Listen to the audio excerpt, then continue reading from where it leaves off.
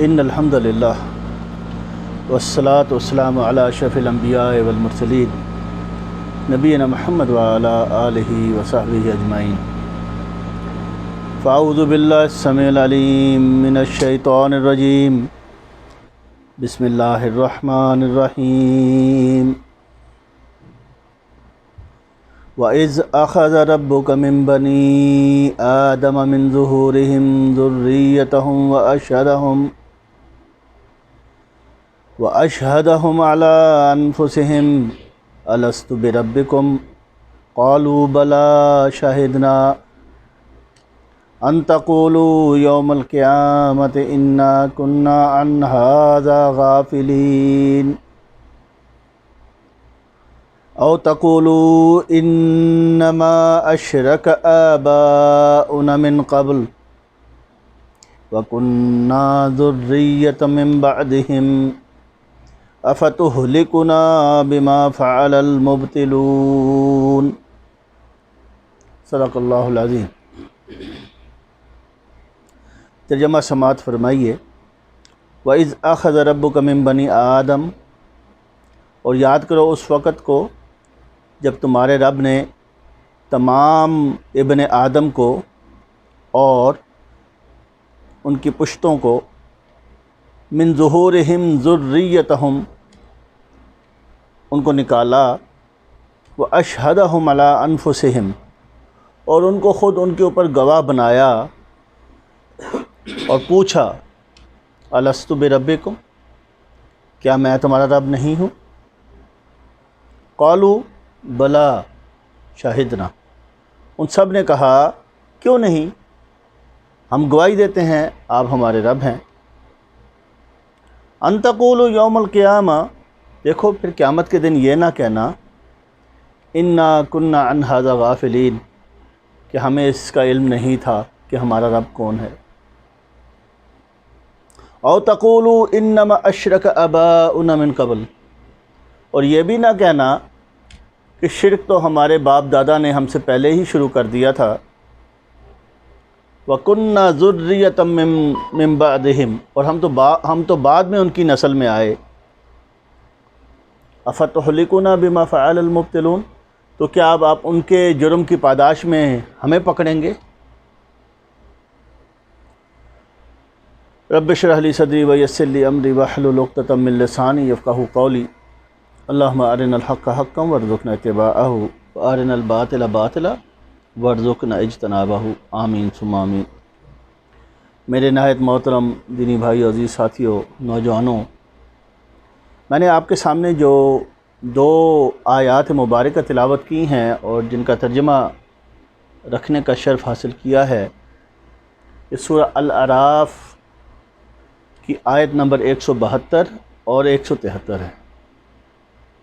ترجمے سے ہمارے سامنے جو منظر آتا ہے وہ اس وقت کا منظر ہے جب اللہ تعالیٰ نے سارے بنی آدم کو اکٹھا اپنے سامنے حاضر کیا تھا، اور یہ اس وقت کا واقعہ ہے جب آدم کی تخلیق ہوئی تھی، اور یہ واقعہ وہ عالم ارواح میں پیش آیا تھا،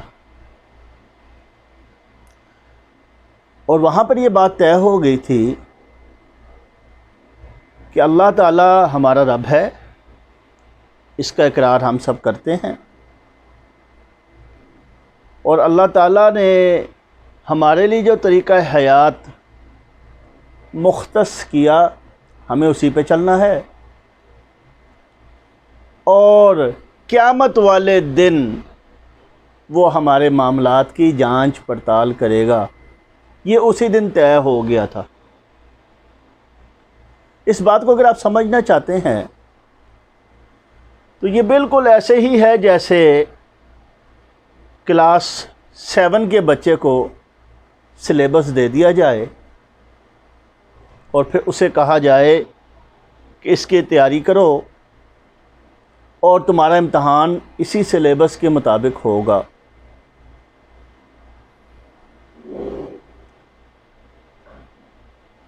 تو آپ یہ بات سمجھ گئے ہیں کہ اللہ تعالیٰ نے ہمارا جو امتحان لیا ہے یا لے رہا ہے اس کے لیے سلیبس اس نے پہلے سے طے کر دیا. وہ سلیبس کیا ہے کون بتائے گا؟ اس سلیبس کے چنیدہ نکات کیا ہیں؟ اس کے نکات اللہ نے پہلے ہی طے کر دیے ہیں، اور اللہ نے بتا بھی دیا کہ میں تمہارا رب ہوں، میں تمہارا خالق ہوں، میں تمہارا مالک ہوں، اور میں تمہارا حاکم ہوں. یہ کس نے کہا؟ اللہ نے. پھر اللہ نے کہا کہ جس طرح میں رسولوں کے ذریعے تم تک ہدایت بھیجوں گا، زندگی کا وہی طریقہ ہونا چاہیے. اپنی طرف سے کوئی طریقے نہ بنانا، اور میرے رسول صلی اللہ علیہ وسلم کی نافرمانی نہیں کرنا. اگر تو تم نے زندگی اس سلیبس کے اندر گزاری تو پھر انشاءاللہ وہاں پر جب میں چیکنگ کروں گا تو پاس کر دوں گا. اور اگر تم نے اس سلیبس میں زندگی نہ گزاری تو پھر وہاں پہ ناکامی کا سامنا کرنا پڑے گا. یہ بات ہمیں سمجھ میں آ گئی کہ ہماری باس پرس جو ہوگی،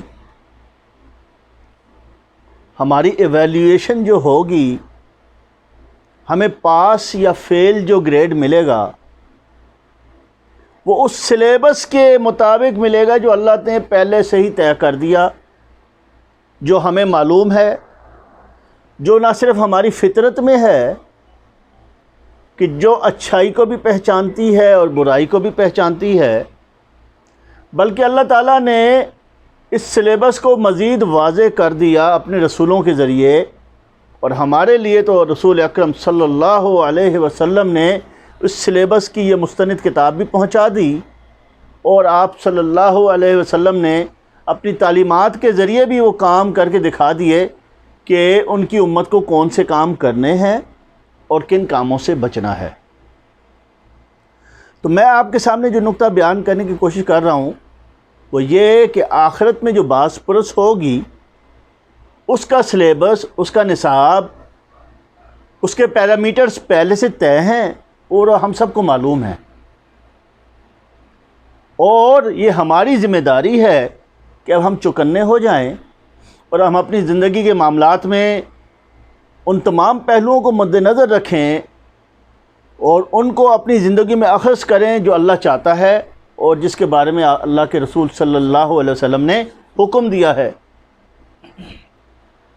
تو یہ بات سمجھنے کے بعد پھر اللہ تعالیٰ نے اب قرآن میں ہمارے لیے ہدایات بھیجی ہیں، اور یہ 1400 سال سے موجود ہیں. اور اس کے علاوہ اللہ تعالیٰ نے ماضی میں جتنے بھی رسول بھیجے ان سب کو بھی تعلیمات دے کے ہی بھیجا، اور انہوں نے لوگوں کو بار بار یہی بتایا. چونکہ اب وہ امتیں معزول کی جا چکی، یا اب منصب ذمہ داری کس کے پاس ہے؟ امت مسلمہ کے پاس ہے. اس لیے اب ہم اس کے مطابق بات کریں گے، کیونکہ یہ وہ ہدایت نامہ ہے جو اللہ تعالیٰ نے اب قیامت تک کے لیے انسانیت کے لیے مختص کر دیا ہے. اب انسانیت کے لیے راہ ہدایت کون سی دو ذریعے ہیں راہ ہدایت کے؟ اور دوسری سنت رسول صلی اللہ علیہ وسلم. قرآن اور سنت اب ہمارے سامنے موجود ہے. اس میں اللہ تعالیٰ نے فرمایا ہے الذین ینقضون عہد اللہ من بعد میثاقہ، عہد اللہ من بعد میثاقہ وَيَقْطَعُونَ مَا أَمَرَ اللَّهُ بِهِ أَن يُوصَلَ وَيُفْسِدُونَ فِي الْأَرْضِ أُولَٰئِكَ هُمُ الْخَاسِرُونَ. دوبارہ یہ بات اللہ تعالیٰ نے وارننگ کے طور پر ہمارے سامنے پیش کر دی کہ لوگو، وہ لوگ الذین ینقضون عہد اللہ، اللہ کے عہد کو توڑ دیتے ہیں. کیسے؟ من بعد میثاقہ، کہ انہوں نے اللہ سے عہد کر لیا تھا کہ ہم مانیں گے، لیکن بعد میں کیا کرتے ہیں؟ نہیں مانتے. ہم سب نے اللہ سے عہد کر لیا نا کہ تو ہمارا رب ہے، تو ہمارا مالک ہے، تو ہمارا خالق ہے، تو ہمارا حاکم ہے، تو اب ہمیں تو اسی کے مطابق چلنا چاہیے. لیکن کچھ لوگ ایسے بھی ہیں جو اس عہد کو توڑتے ہیں. اللہ کہہ رہا ہے وَيَقْطَعُونَ مَا أَمَرَ اللَّهُ بِأَن يُوصَلَ بِهِ أَن يُوصَلَ، اور اس چیز کو بھی کاٹتے ہیں جس کو اللہ نے جوڑنے کا حکم دیا ہے. اللہ نے کس چیز کو جوڑنے کا حکم دیا میرے بھائی؟ اللہ نے انسانیت کو جوڑنے کا حکم دیا ہے۔ اللہ تعالیٰ نے انسانوں کو آپس میں ایک دوسرے کے ساتھ محبت، اخلاق اور ایک دوسرے کی عزت و تکریم اور ایک دوسرے کے لیے عزت، ایثار اور قربانی اور ایک دوسرے کا خیال رکھ کے معاشرے کو قائم کرنے کا حکم دیا ہے۔ خود غرضی کے ساتھ چلنے کا حکم نہیں دیا، کسی کا مال کھانے کا حکم نہیں دیا، کسی کو دھوکہ دینے کا حکم نہیں دیا، اور آپ سے وہ ساری تعلیمات کر کے دکھا دیں اور معاشرے میں برت کر دکھا دیں کہ انسانوں کو کیسے رہنا چاہیے۔ تو ہمیں ان تمام چیزوں کو جوڑنا ہے جو اللہ اور اس کے رسول نے جن کا حکم دیا ہے۔ انسانیت کی تکریم کرنی ہے، لوگوں کو معاشرے میں اچھے طریقے سے رکھنا ہے، خود بھی رہنا اور دوسروں کو بھی رکھنا ہے، اپنے حقوق کا بھی خیال رکھنا ہے اور دوسروں کے حقوق کا بھی خیال رکھنا ہے۔ اس طرح ہم نے رہنا ہے۔ اس کو کہتے ہیں جوڑنا، سوسائٹی کو جوڑنا۔ تو ایسے لوگوں کو اللہ تعالیٰ پسند کرتا ہے، اور اللہ کہتا ہے جو لوگ کاٹتے ہیں ان جوڑنے والی چیزوں کو، اللہ ان کو پسند نہیں کرتا۔